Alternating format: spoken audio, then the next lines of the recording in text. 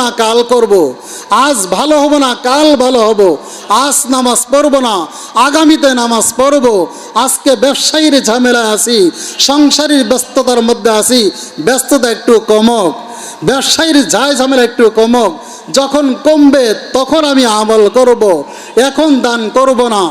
আরও টাকা পয়সা অর্জন করে নেই, আরও বহু টাকার মালিক হওয়ার পরে তখন অনেক টাকা দান করে বহু সবের অধিকারী হওয়া যাবে, তাহলে আজকে দান করব না, আগামীতে বহু টাকার মালিক হইলে তখন দান করব। এই যে শয়তান আমাদেরকে একটা কৌশল অবলম্বন করে আগামীর চক্করে ফেলে দিয়েছেন, এই আগামীর চক্কর থেকে আমাদের বের হয়ে আসতে হবে। আর এই আগামীর চক্কর থেকে বের হয়ে আসার এক নম্বর হাতিয়ার হলো যে মাওলা পাকের ভয় প্রত্যেকটা মানুষের অন্তরের মধ্যে সৃষ্টি করতে হবে। মাওলা পাকের ভয় যখন মানুষের অন্তরে চলে আসবে তখন এই আগামীর চক্কর থেকে সে বের হয়ে আসতে পারবে। আমাদের সমাজে অনেক মানুষ আছে যাদের হজ ফরজ হয়েছে, তারা অনেকেই বলে যে এই বছর হজ করব না আগামীতে করব, আগামী বছরে যখন আবার বলে এই বছর তো সুযোগ হইল না, কাজকর্ম সব চাপায় নেই, আগামী বছরে যাব।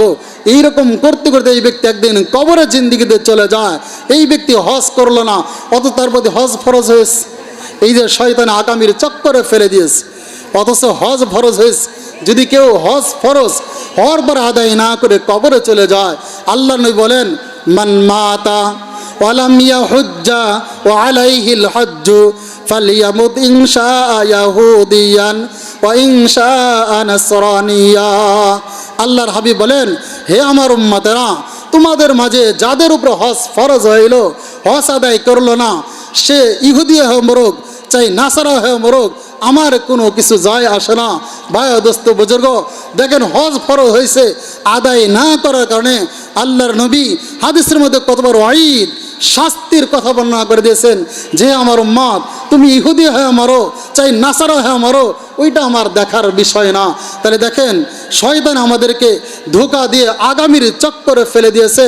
তাহলে আগামীতে করব, ভাই আগামী তো আমাদের কোনো গ্যারান্টি নাই। গ্যারান্টি আছে? বর্তমানে আমরা জীবিত আছি, নিশ্চয়তা কিছু হইলেও আছে। এখন আমার কাছে টাকা পয়সা আছে, দান করার কিছু একটা নিশ্চয়তা হইলেও আছে, কিন্তু আগামীতে সম্পদ আমার বেশি হবে, দান আমি বেশি করতে পারবো, এটা কোনো নিশ্চয়তা আছে? কোনো গ্যারান্টি আছে?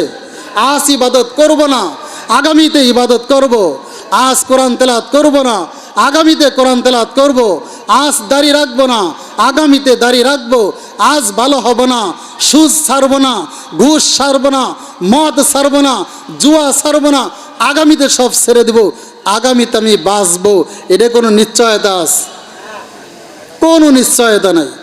যেই বিষয়ের মধ্যে কোনো নিশ্চয়তা নাই, গ্যারান্টি নাই, সেই জিনিসকে আল্লাহ নবী ছেড়ে দিতে বলছেন। আল্লাহর হাবিব হাদিসে ফরমান, দা হে আমার উম্মতরা তোমরা ছেড়ে দাও, দা মা ইউরিবুকা ইলা মা ইউরিবুক, হে আমার উম্মতরা যেই জিনিসের মধ্যে সন্দেহ আছে সন্দেহযুক্ত জিনিসগুলো ছেড়ে দাও, আর যেই জিনিসের মধ্যে সন্দেহ নাই সেগুলো তুমি ধরো। তাহলে আগামী আমার সন্দেহ, আগামীতে আমার সন্দেহ আছে, বাঁচবো কি না বাঁচবো এটার মধ্যে সন্দেহ আছে। এখন জীবিত আছি, এখনই আমার আমল চালায় যাইতে হবে, এখন আমার কাছে টাকা আছে, আল্লাহ রাস্তায় ব্যয় করতে হবে, আগামীতে টাকা নাও থাকতে পারে, আমি তখন কি করব? এখানে আল্লাহ রসুল বলেন, হে আমার উম্মতেরা ইগতানিম খমসান কবলা খমসিন, হে আমার উম্মতেরা তোমরা পাঁচটা জিনিসকে গনিমত মনে করো, পাঁচটা জিনিস আসার আগে, পাঁচটা জিনিসকে মূল্যায়ন করো, গনিমত মনে করো পাঁচটা জিনিস আসার আগে। এক নম্বর জিনিস শাবাবাকা কবলা হারামিক, হে আমার উম্মতেরা তোমাদের যে যৌবন শক্তি আছে, এখন যে জোয়ান আছো, দেহে তোমার শক্তি আছে, এইটাকে তুমি গনিমত মনে করো বার্ধক্যে পৌঁছার আগে। শরীরে তোমার শক্তি আছে, এই শক্তি থাকা অবস্থায় তুমি দিনের কাজ চালায় যাও, ইবাদত বন্দিকে যা আছে সব তুমি করো। এমন এক সময় আসবে তোমার যে তোমার এই শক্তি থাকবে না, বার্ধক্যে চলে যাইবা, ইবাদত করতে মনে চাইলেও ইবাদত করতে পারবা না।